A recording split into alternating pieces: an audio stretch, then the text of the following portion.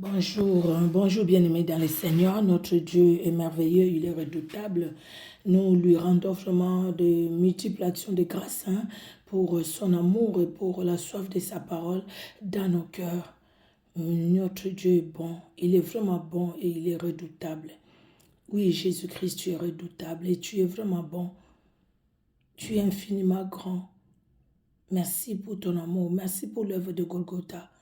Là où tu as pardonné nos fautes, nos manquements, là où tu nous as pardonné, Seigneur, nos iniquités, tu nous as pardonné, éternel Dieu de gloire, nos faiblesses, tu nous as pardonné, Jésus.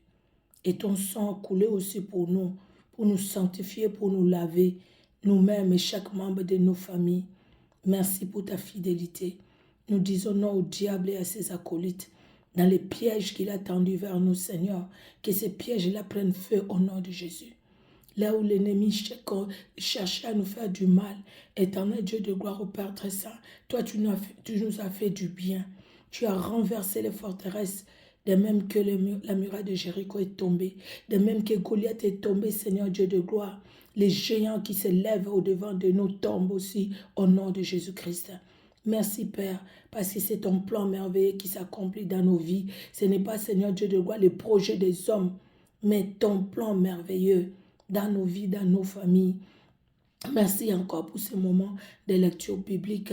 Bénis ce temps éternel dans les noms puissants et merveilleux de notre Sauveur et Seigneur Jésus-Christ de Nazareth. C'est lui qui a vaincu le diable et ses acolytes. C'est lui qui a vaincu et c'est lui qui nous a donné sa victoire. Nous proclamons ta victoire, Jésus-Christ, car tu es Dieu. À toi l'honneur, à toi la gloire. Amen. Amen, amen, bien-aimés. Nous allons lire ensemble 2 Rois, chapitre 20, Osée 13, Hébreux, chapitre 2, les psaumes 106, de 13 à 21, Proverbes 27, de 7 à 9. Nous allons commencer par 2 Rois, chapitre 20. Le second livre des Rois, chapitre 20. En ce temps-là, Ézéchias fut malade à la mort. Le prophète Ésaïe, fils d'Amoz, vint auprès de lui et lui dit : Ainsi parle l'Éternel. Donne tes ordres à ta maison, car tu vas mourir et tu ne vivras plus. Ézéchias tourna son visage contre le mur et fit cette prière à l'Éternel.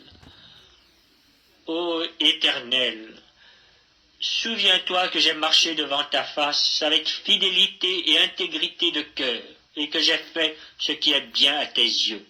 Et Ézéchias répandit d'abondantes larmes. Ésaïe, qui était sorti, n'était pas encore dans la cour du milieu lorsque la parole de l'Éternel lui fut adressée en ces termes. Retourne et dis à Ézéchias, chef de mon peuple. Ainsi parle l'Éternel, le Dieu de David ton père. J'ai entendu ta prière, j'ai vu tes larmes. Voici, je te guérirai. Le 3e jour, tu monteras à la maison de l'Éternel. J'ajouterai à tes jours 15 années. Je te délivrerai, toi et cette ville, de la main du roi d'Assyrie. Je protégerai cette ville à cause de moi, et à cause de David, mon serviteur. Ésaïe dit, prenez une masse de figues. On la prit, et on l'appliqua sur l'ulcère. Et Ézéchias guérit.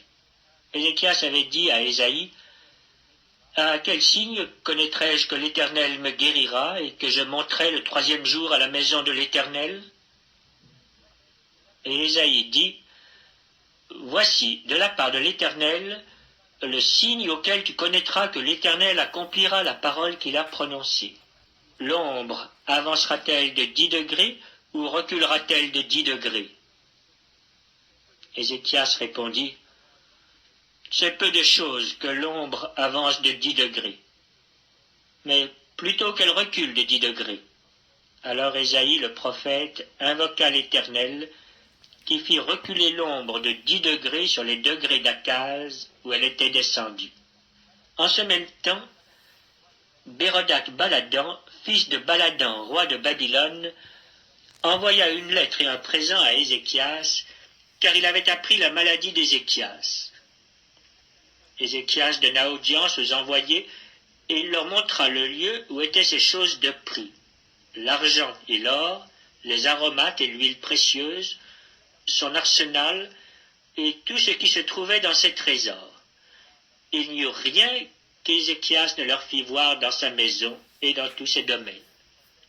Ésaïe le prophète vint ensuite auprès du roi Ézéchias et lui dit « Qu'ont dit ces gens-là, et d'où sont-ils venus vers toi ?» Ézéchias répondit « Ils sont venus d'un pays éloigné, de Babylone. » Ésaïe dit encore « Qu'ont-ils vu dans ta maison ?» Ézéchias répondit « Ils ont vu tout ce qui est dans ma maison. Il n'y a rien dans mes trésors que je ne leur ai fait voir. » Alors Ésaïe dit à Ézéchias « Écoute la parole de l'Éternel. Voici, les temps viendront où l'on emportera à Babylone tout ce qui est dans ta maison et ce que tes pères ont amassé jusqu'à ce jour. Il n'en restera rien, dit l'Éternel. Et l'on prendra de tes fils qui seront sortis de toi, que tu auras engendrés, pour en faire des eunuques dans le palais du roi de Babylone. » Ézéchias répondit à Ésaïe, « La parole de l'Éternel que tu as prononcée est bonne. » Et il ajouta, « N'y aura-t-il pas paix et sécurité pendant ma vie ?» Le reste des actions d'Ézéchias, tous ses exploits et comment il fit l'étang et l'aqueduc et amena les eaux dans la ville, cela n'est-il pas écrit dans le livre des chroniques des rois de Juda? Ézéchias se coucha avec ses pères, et Manassé, son fils, régna à sa place. Amen.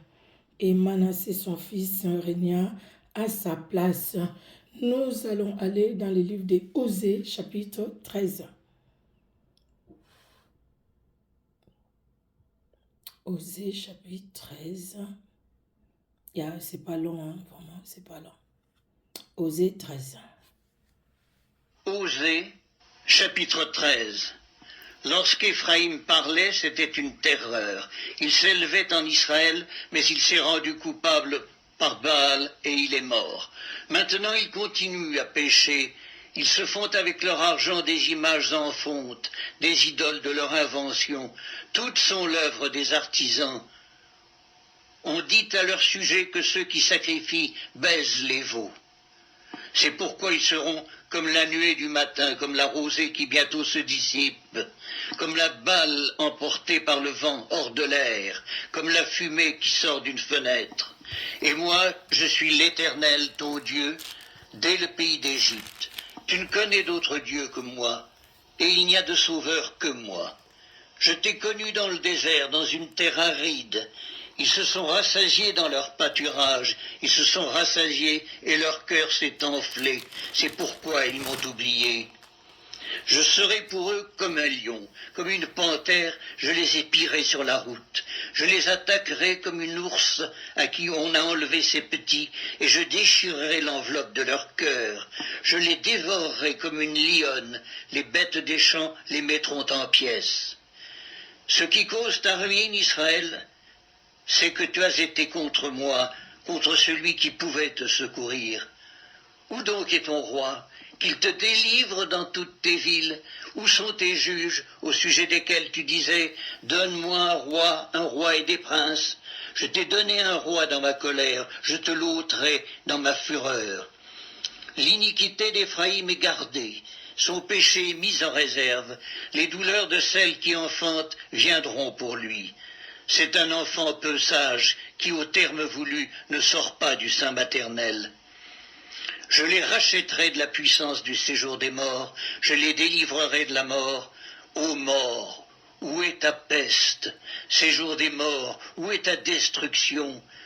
Mais le repentir se dérobe à mes regards. Éphraïm a beau être fertile au milieu de ses frères, le vent d'Orient viendra, le vent de l'Éternel s'élèvera du désert, desséchera ses sources, tarira ses fontaines, on pillera le trésor de tous les objets précieux. Samarie sera punie parce qu'elle s'est révoltée contre son Dieu. Ils tomberont par l'épée, leurs petits-enfants seront écrasés et l'on fendra le ventre de leurs femmes enceintes. Jésus-Christ est Dieu la parole de Dieu est là. Nous voyons vraiment que la repentance, elle est importante. Quand on oublie le Seigneur, nous oublions Dieu. Mais quand c'est Dieu qui nous oublie, mon Dieu, quand on tourne le dos, oh mon Dieu, oh mon Dieu, oh mon Dieu, c'est vraiment la destruction, c'est les ténèbres et l'ennemi en profite vraiment beaucoup. Bien-aimés dans le Seigneur, tournons nos regards vers le puissant de Jacob, lui qui a aimé Israël, lui qui l'a protégé. Il est celui qui nous a aimés, qui nous aime et qui nous protège aussi dans son amour. Alléluia, en fait que les flèches de l'ennemi ne nous atteignent pas, en fait que l'ennemi ne nous détruise pas, en fait que la mort ne vienne pas ravager dans nos familles et nos vies, que la mort ne nous ravage pas, au nom de Jésus-Christ de Nazareth. Nous allons dans le troisième lecture, c'est dans le livre de Hébreux, dans le Nouveau Testament. Nous sommes dans le livre de Hébreux au chapitre 2. C'est pas long aussi, 18 versets. Nous allons suivre ensemble, bien-aimés. Épître aux Hébreux, chapitre 2. C'est pourquoi nous devons d'autant plus nous attacher aux choses que nous avons entendues, de peur que nous ne soyons emportés loin d'elles. Car si la parole annoncée par des anges a eu son effet, et si toute transgression et toute désobéissance a reçu une juste rétribution, comment échapperons-nous en négligeant un si grand salut qui, annoncé d'abord par le Seigneur, nous a été confirmé par ceux qui l'ont entendu? Dieu appuyant leur témoignage par des signes, des prodiges et divers miracles, et par les dons du Saint-Esprit distribués selon sa volonté. En effet, ce n'est pas à des anges que Dieu a soumis le monde à venir dont nous parlons. Or, quelqu'un a rendu quelque part ce témoignage. Qu'est-ce que l'homme pour que tu te souviennes de lui? Ou le Fils de l'homme pour que tu prennes soin de lui? Tu l'as abaissé pour un peu de temps, au-dessous des anges. Tu l'as couronné de gloire et d'honneur. Tu as mis toutes choses sous ses pieds. En effet, en lui soumettant toutes choses, Dieu n'a rien laissé qui ne lui fût soumis. Cependant, nous ne voyons pas encore maintenant que toutes choses lui soient soumises. Mais celui qui a été abaissé pour un peu de temps au-dessous des anges, Jésus, nous le voyons couronné de gloire et d'honneur à cause de la mort qu'il a soufferte, afin que, par la grâce de Dieu, il souffrit la mort pour tous. Il convenait en effet que celui pour qui et par qui sont toutes choses et qui voulait conduire à la gloire beaucoup de fils, élevât à la perfection par les souffrances le prince de leur salut. Car celui qui sanctifie et ceux qui sont sanctifiés sont tous issus d'un seul. C'est pourquoi il n'a pas honte de les appeler frères, lorsqu'il dit « J'annoncerai ton nom à mes frères, je te célébrerai au milieu de l'assemblée. » Et encore, je me confierai en toi. Et encore, me voici, moi et les enfants que Dieu m'a donnés.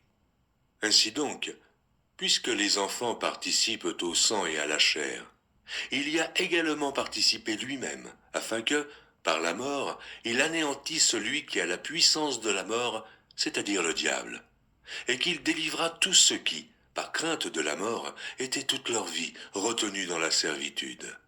Car assurément, ce n'est pas à des anges qu'il vient en aide, mais c'est à la postérité d'Abraham. En conséquence, il a dû être rendu semblable en toutes choses à ses frères, afin qu'il fût un souverain sacrificateur miséricordieux et fidèle dans le service de Dieu, pour faire l'expiation des péchés du peuple. Car, ayant été tenté lui-même dans ce qu'il a souffert, il peut secourir ceux qui sont tentés. Amen, amen. Car ayant été tenté lui-même dans ce qu'il a souffert, il peut secourir ceux qui sont tentés. Gloire au Seigneur Jésus-Christ pour tout ce qu'il fait dans chacune de nos vies. Amen, amen. Nous allons aller, bien-aimés dans le Seigneur, dans le livre des psaumes. Je vais vous demander encore de me pardonner pour ma voix. C'est vrai que tous ces jours-ci, vous entendez que j'ai des problèmes vraiment avec ma voix, mais pas de graves problèmes, non, du tout. Juste, j'avais la toux et là, ça commence à aller. Ça commence vraiment à aller. Gloire au Seigneur et Dieu permettra que je retrouve vraiment toute ma voix afin de parler, de proclamer son Saint-Nom et de proclamer son autorité et sa puissance. Amen, amen, amen. Nous allons lire le psaume 106 du verset 13 au verset 21. Mais ils oublièrent bientôt ses œuvres. Ils n'entendirent pas l'exécution de ses desseins. Ils furent saisis de convoitises dans le désert et ils tentèrent Dieu dans la solitude. Il leur accorda ce qu'ils demandaient, puis il envoya le dépérissement dans leur cœur. Ils se montrèrent dans les camps, jaloux contre Moïse, contre Aaron, les saints de l'Éternel. La terre s'ouvrit et engloutit Dathan, et elle se referma sous la troupe d'Abiram. Le feu embrasa leurs troupes, la flamme consumant les méchants. Ils firent un veau en Horeb. Ils se prosternèrent devant une image de fonte. Ils échangèrent leur gloire contre la figure d'un bœuf qui mange l'herbe. Oh mon Dieu. Ils oublièrent Dieu, leur sauveur, qui avait fait de grandes choses en Égypte, des miracles dans les pays des Cham, des prodiges sur la mer Rouge. Et il parla de les exterminer. Mais Moïse, son élu, s'éteint à la brèche devant lui pour détourner sa fureur et l'empêcher de les détruire. Je suis allé jusqu'au 23, c'est la parole de Dieu, que Dieu soit loué. C'était jusqu'au verset 21.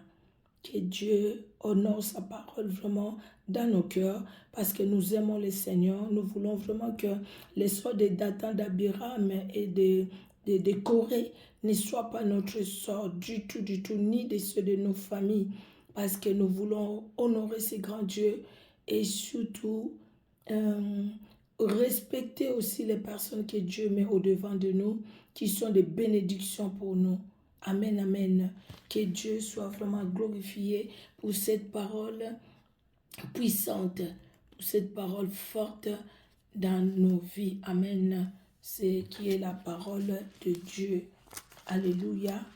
Là, le psalmiste est en train de raconter au fait pour ce que Dieu a fait aux enfants d'Israël depuis la sortie de l'Égypte, comment Dieu les a conduits et quand ils se sont révoltés, c'est que Dieu aussi a fait. C'est écrit, c'est pour que vous et moi aussi nous puissions voir, c'est vrai. Si nous nous révoltons, mais écoutez, Dieu n'a pas changé, il est le même.